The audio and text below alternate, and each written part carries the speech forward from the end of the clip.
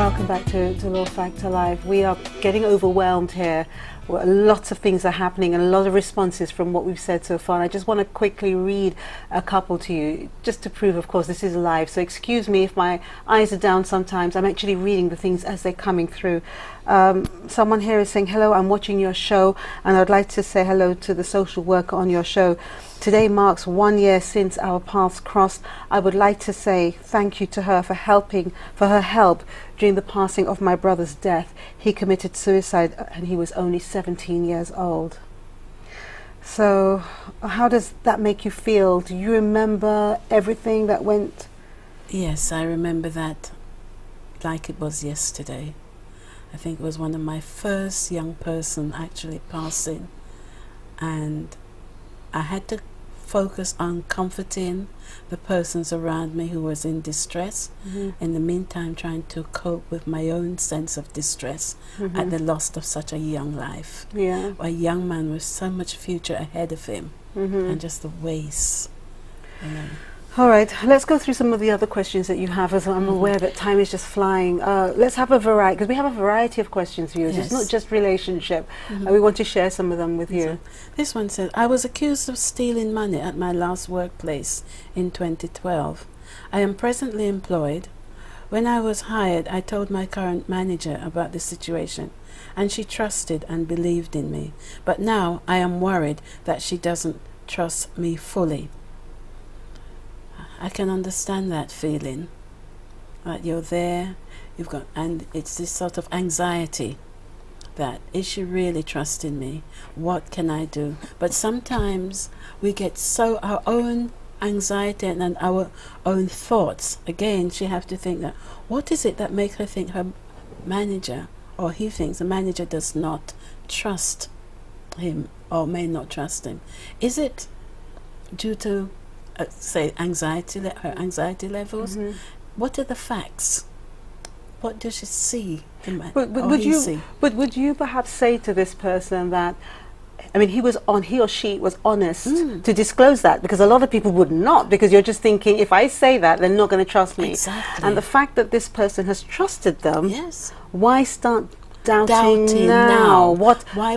Yes. Yeah. Why put doubt in the way? And sometimes their own negative thinking will create a situation, because if you feel you're doubting, your behavior is going to be one that was going to create even more doubt. Because you're doubtful. You don't intentionally. They may alert that person. But it may alert that person to what you're doing, not comfortable, and then you may end up back in the same situation. So I want to say, trust in that person's goodwill and trust in you, and continue to do the positive work that you're doing, and try and put those fears aside. Okay. You know, it's, again, I will always say, look at it. Is it rational thinking?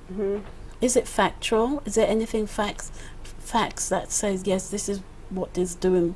Or is that your own irrational thinking? Are you looking through? Let me give you another question here. How do you deal with working extra hard for an unfair salary? That's the question. That's an interesting question. Leah, what's your thoughts? I mean, because I think a lot of us are in that situation. I'm just about to say that happens. A lot of persons are in that situation. You think about somebody who spends so much money to study. I would look at it that way. And when they come back to their country, they cannot get the job they're supposed to, the salary they're supposed to be getting for their qualification. And they settle because they want to work. Probably they have a student loan to pay. Probably, you know, they want to work. So they take a job where, you know, it's not what they're supposed to get according to their qualification. So this person is in that job and they just feel frustrated all the time because the little salary is not meeting their needs, and they have commitments and so on, and they paid a lot of money to study. That's how I look at it. It can be frustrating. Well, what do we do, Beverly? What do we do? Well, I'm actually thinking about myself right now, because I'm not getting the salary according to my qualification and experience. But you have to look at, why are you in the job? Sometimes, is it something that you're doing because you like it, or is it just a job? And if it is just a job and you don't like it and you're not being paid, then it's hard to find jobs, but maybe explore what can I do to get another job that will recognize me for what I am, and start searching. Okay, let exploring. let me move on now. I can't stay too long on one thing, and if you're looking for a longer answer, here's Bevelyn here, and how to contact her is on the The Law Factor Live website and Facebook pages, and you can also call the studio. Our producers here will give you her contact information, okay? Here's someone responding to something we said earlier. I'm in an abusive relationship. I want to share that. The abuser tries to bring the person down so that he or she has a low self-esteem, thus wanting to stay with just that one person, because the abuser makes you feel like he or she is the only one available, or the only one who wants to be with you. And in short terms, they lower your self-esteem and they just make you feel unwanted. And I've heard that as well. They just make you feel, well, nobody else will want you anyway. No one else will tolerate what I'm tolerating. And then you stop believing in it. Yes.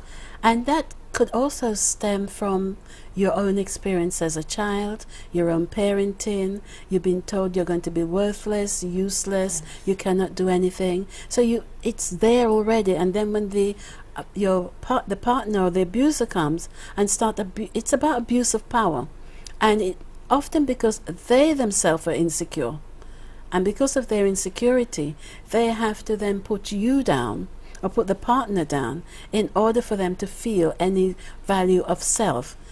And if you're in such a relationship, I'm sorry, I'm a counselor now, I'm supposed to be saying, well, work it out and get out.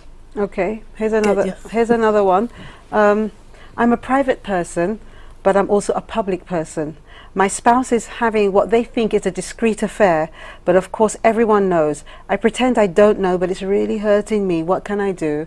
And by the way, I am male. Wow. And it's amazing. How do you deal with that when you're a public person and everybody knows? And in a way, you may feel disrespected, or your value is lower because of what your spouse is doing. How different is it when someone is in the public and they've got to deal with that kind of situation, Bevelyn? Is it different? It's different because of their status in society, so that makes it difficult, and they have to then look at how does that reflect on them. But does it reflect on them? Isn't it? It's the person who's having the affair. That's the person it's reflecting on. What can they do? They're a public person. Everyone knows their business. It's public. And this makes it very difficult. So that person have to make a decision. Do I stay or do I move on? And it's already very public, so there's nothing that I'm going to lose. But Leah, what do you think? Do you think it's any different because the person's a public person? I think it is. Because, people look at you differently. People will, oh, that's Delia, the one on Dollar Factor, that's her, and it really, your spouse would really feel affected by that because you're, and so on. But I believe that it has, when it comes to that, it's like, discuss it, talk about it, find a solution, see how, are we staying in it, what's happening. We have to separate, we have to leave it alone, because that's the way it is. And it won't affect you anymore because it's already there, out there. Very quickly, it may help, rather than pretending he doesn't know, make it open that he is aware of it. And I think that may help to change the situation, and then talk about it. As okay. Leah has Another said. quick question. I am 16. How do I cope with the pressures of schooling and also be successful? Oh boy. That is a difficult one, because there's so much pressure on a 16-year-old. Peer pressure.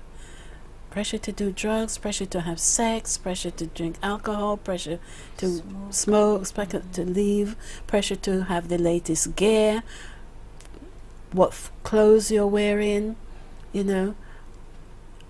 I think for me is, what is it you want out of life?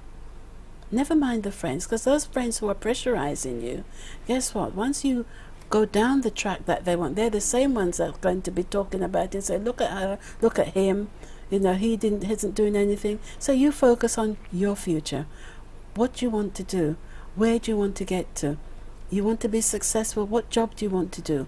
What is it that you need in order to do that job? And try and remain focused, because in life there are going to be lots of obstacles, not just at school. When you leave school and go to work, go to college, there are going to be similar pressures. So you have to really be strong. Here's someone else leading on from that. What concerned me is how children are being led astray. For example, the things adults are having kids to do and buy for them. That's very concerning. Yes. You know, Very. and they actually sent me a picture of a child with a box of cigarettes in their hand. I mean, how can an adult go and ask a child to buy a cigarette? Yeah, I mean, well, maybe, I don't know whether they bought it or not, because it's illegal for the shopkeeper to sell it. But maybe they could have gone to, oh, go and get this at Uncle so-and-so or Auntie so-and-so's house for me, you know? Right. But that has another connotation to it, you know, because the minute you send your child to somebody's house to get something, it could even be a relative, you're opening up your child to abuse, you know, and all forms of abuse. I don't need to tell you, and I'm sure a lot of our listeners out there will know what I'm talking about. You go to the mister to go and get this, the mister down the road, and the mister down the road is obviously going to want payment.